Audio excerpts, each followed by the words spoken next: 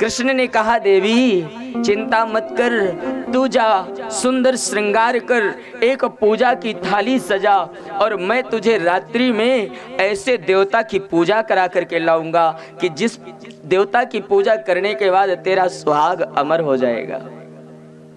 द्रौपदी ने कहा आधी रात को कौन सा ऐसा देवता है? मेरे गोविंद ने कहा जा तैयार होकर के आ। और द्रौपदी बहन तैयार होती हैं, सुंदर साड़ी पहना, पूजन की थाली सजाया है और जब गोविंद के साथ चलने लगी ना, कन्हैया ने कहा बहन जरा एक साड़ी मुझे भी ला करके दे।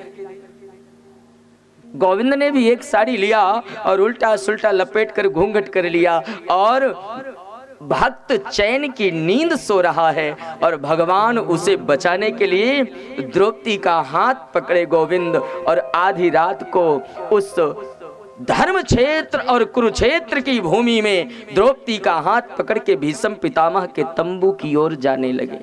हाँ, साधु कहते हैं भक्त चैन की नींद सो रहा है और भगवान उसे बचाने के लिए रात्रि जागरण कर रहा है।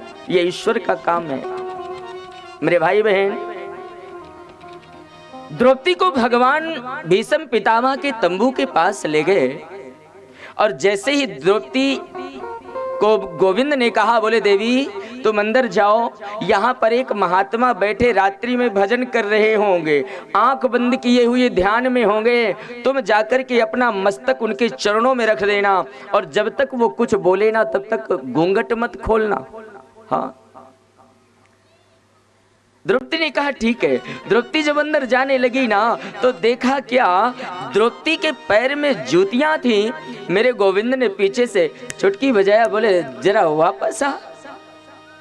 द्रौपदी वापस गई। कन्हैया ने कहा, बोले देवी किसी साधु के दर्शन को जाओ ना, देवालय में जाओ तो जूते बाहर खोल करके जाना चाहिए। द्रौपदी की जूतियां भगवान ने उतरवा दिया। द्रौपदी ने जूतियां उतारा तो मेरे गोविंद ने क्या किया, कन्हैया ने द्रौपदी के जूते उठा करके और अपने काली कांवर में लपेट कर कांख में दबा लिया कृष्ण ने।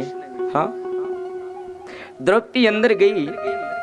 मेरे भैया, आज वो दिन था जब भीष्म पितामह ने संकल्प लिया था ना कि पांचों को एक साथ मार डालूंगा।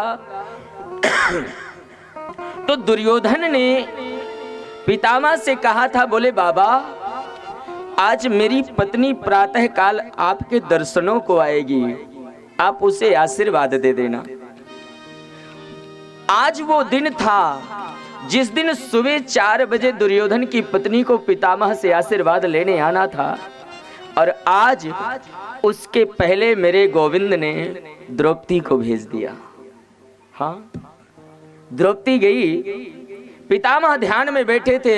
द्रौपदी ने जाकर के अपना माथा रख दिया पितामह के चरणों में और जैसे ही पितामह के चरणों में सिर रखा है, पितामह को लगा कि जैसे ये दुर्योधन की पत्नी आ गई है तो भीष्म पितामह ने आंखों को खोला और आंख खोलते ही कहा, देवी सौभाग्यवती तेरा सुहाग अमर रहे। हाँ, और जैसे ही कहा सौभाग्यवती तेरा सुहाग अमर रहे, द्रौपदी ने घूंघट खोला, बोले बाबा खाक अमर रहेगा। हाँ, तूने ही कहा है कि मैं पांचों को एक साथ मार डालूंगा, वो अमर कैसे रह सकते हैं?